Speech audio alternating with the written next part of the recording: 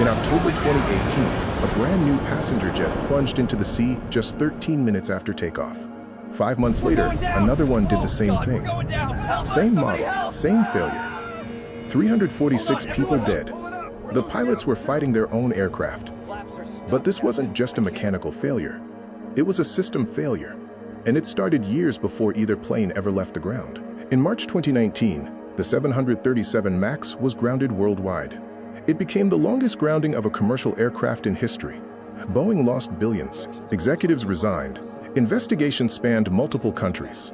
But the deeper question remained: how did a modern aircraft depend on a single sensor for a critical safety system? Because the system wasn't optimized for maximum safety.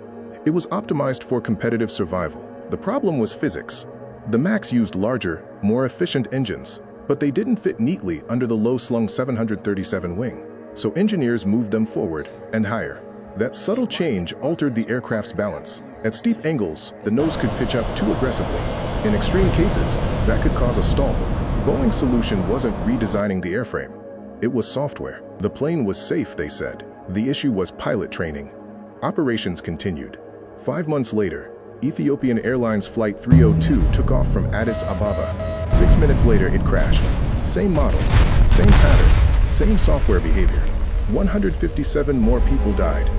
The 737 MAX didn't fail because of one bad line of code. It failed because market pressure distorted engineering decisions. Oversight became fragmented. Critical systems lacked redundancy. Transparency was compromised. When complexity increases but accountability diffuses, small flaws become catastrophic. The tragedy wasn't just technical. It was structural, and the next system under pressure may already be making the same trade-offs. On October 29, 2018, Lion Air Flight 610 took off from Jakarta. Almost immediately, the angle of attack sensor began feeding bad data.